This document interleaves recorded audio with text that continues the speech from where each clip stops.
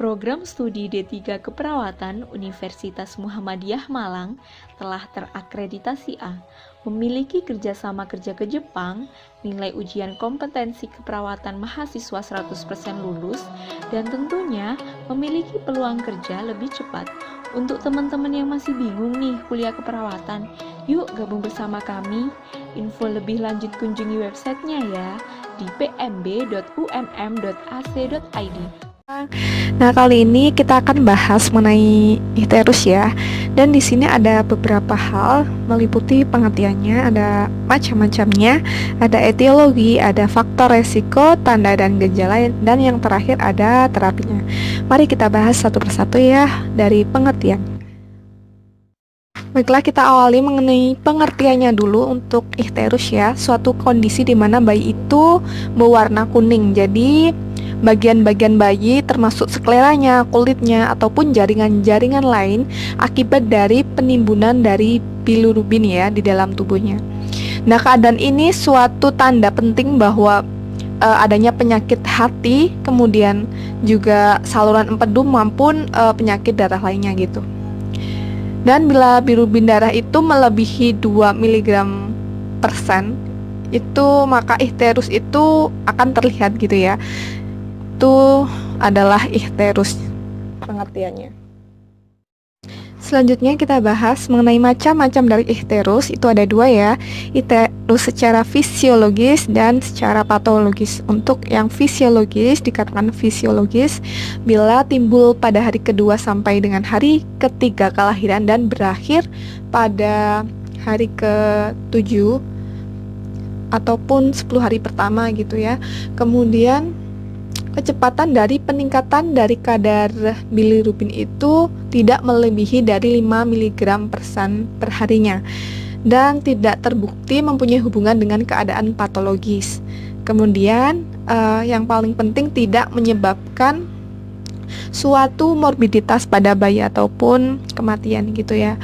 Nah, untuk icterus secara patologis, icterus patologis ini dengan tanda gejala yaitu terjadi pada 24 jam pertama, kemudian untuk peningkatan bilirubinnya itu lebih dari 5 mg persen per harinya ya, dan menetap lebih dari 10 mg persen pada neonatus yang cukup bulan dan lebih dari 14 mg persen pada neonatus yang kurang bulan, dan biasanya mempunyai hubungan dengan proses hemolitik gitu. Nah, itu untuk icterus patologis. Dan untuk etiologinya itu ada 3 ya. Ini ada produksi yang berlebihan. Itu produksi apa? Itu golongan darah ibu maupun bayi yang tidak sesuai gitu, dan adanya hematoma ataupun memar. Yang kedua ada gangguan transportasi. Di sini untuk gangguan transportasi itu albuminnya rendah ya, dan adanya ikatan kompetitif dengan albumin sehingga menyebabkan kemampuan pengikatan albumin itu rendah gitu. Dan untuk ketiga itu gangguan ekskresi. Di sini adanya obstruksi jalan saluran empedunya, adanya obstruksi saluran ususnya, dan obstruksi dari prehepatiknya. Selain itu juga ada gangguan konjugasi dari hepar, adanya enzim-enzim yang belum adekuat ataupun biasanya terjadi pada bayi prematur gitu. Itu untuk etiologi ya. Kemudian ada faktor resiko. Selanjutnya ada faktor genetik ya. Ini ada faktor maternal, meliputi adanya ras ataupun kelompok etnis tertentu gitu, jadi bisa mempengaruhi RH-nya. Kemudian ada penggunaan oksitosin di dalam larutan hipotonik, kemudian kekurangan ASI, adanya konsumsi jamu-jamuan, kemudian adanya komplikasi selama kehamilan, misalnya diabetes mellitus gitu. Dan yang kedua ada faktor perinatal, yaitu trauma lahir seperti sepal hematom gitu ya, adanya infeksi, ada infeksi bakteri, virus maupun protozoa. Dan yang ketiga itu ada faktor neonatus, adanya prematuritas ataupun bayi yang kurang bulan, kemudian juga bisa disebabkan oleh faktor genetiknya. Nah, untuk faktor genetik itu biasanya hiperbilirubinemia gitu. Nah, itu untuk faktor resiko. Oke, mengenai tanda dan gejalanya, secara umum untuk tanda-tanda dari ikterus itu bayi mengalami lemas ataupun letargis ya. Kemudian biasanya disertai kejang, tidak mau menghisap. Bisa juga pada permulaan itu masih terlihat tidak jelas ya, dan biasanya bola mata itu tampak berputar-putar gitu. Biasanya juga dideteksi melalui feses yang berwarna seperti dempul. Selain itu juga perutnya bisa membuncit, adanya pembesaran pada hati. Nah, itu untuk tandanya secara umum. Kemudian untuk gejalanya itu ada, dan gejala ya, ada 2, gejala akut dan kronis. Dan untuk yang akut ini seperti tadi ya, letargis, tidak mau minum, dan hipotoni untuk yang akut. Kemudian untuk yang kronis ini biasanya sudah mengalami hipertonus maupun opistonus gitu ya, dan biasanya sudah mengalami paralisis dari cerebral serta adanya paralisis bagian otot mata. Itu untuk yang kronis ya. Dan untuk terakhir adanya terapi. Oke, alternatif terapi yang bisa digunakan itu ada terapi sinar, terapi transfusi, terapi obat-obatan ASI, kemudian juga ada terapi matahari ya.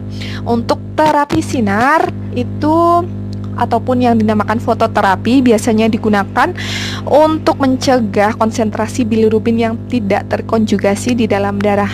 Nah, biasanya permukaan kulit bayi itu dipajankan terhadap sinar-sinar yang intensitasnya sangat tinggi ya, yang secara fotokimiawi itu mengubah bilirubin yang tidak terkonjugasi yang larut lemak tadi menjadi bilirubin yang larut air, dan dapat diekskresikan melalui empedu dan keluarnya itu menjadi urin gitu untuk terapi sinar.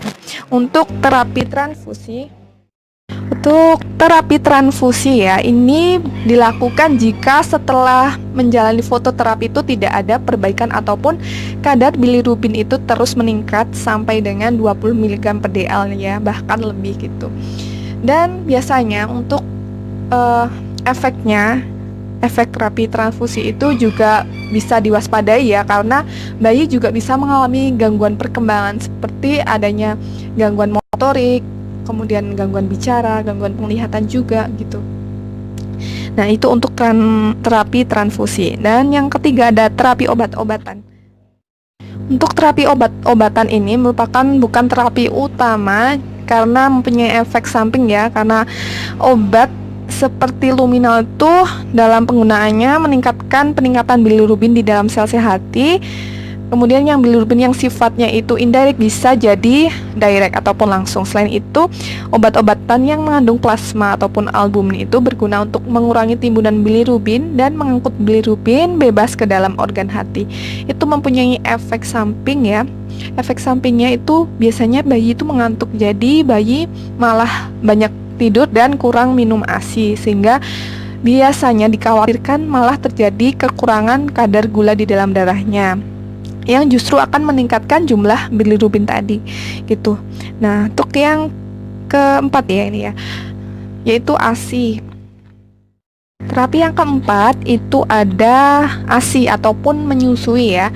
Jadi bilirubin itu bisa dipecah apabila bayi itu banyak mengeluarkan feses maupun urinnya. Jadi untuk bayi harus mendapatkan cukup banyak ASI ya, karena kita ketahui bahwa ASI kan zat-zat terbaik bagi bayi yang dapat memperlancar buang air besarnya maupun air kecilnya gitu. Nah, yang terakhir ada terapi sinar matahari ya. Terapi ini merupakan terapi tambahan aja ya. Biasanya itu dianjurkan setelah bayi itu dirawat di rumah sakit. Nah, bagaimana caranya? Caranya bayi itu dijemur selama 15 menit sampai dengan setengah jam dengan posisi yang berbeda-beda ya. Biasanya seperempat jam dalam keadaan terlentang, misalnya seperti itu, seperempat jam ganti lagi telungkup. Nah, jangan lupa tutupi matanya ya. Dan untuk berjemur ini biasanya paling baik jam 7 sampai dengan jam 9 pagi gitu. Nah, itu untuk terapi matahari. terapi sinar matahari ya, sorry banget. Aduh. Nah, ini untuk terapi-terapinya. Ya, tadi ya kita bahas mengenai sedikit tentang ikhterus. Sorry banget nih, suaranya ganggu banget.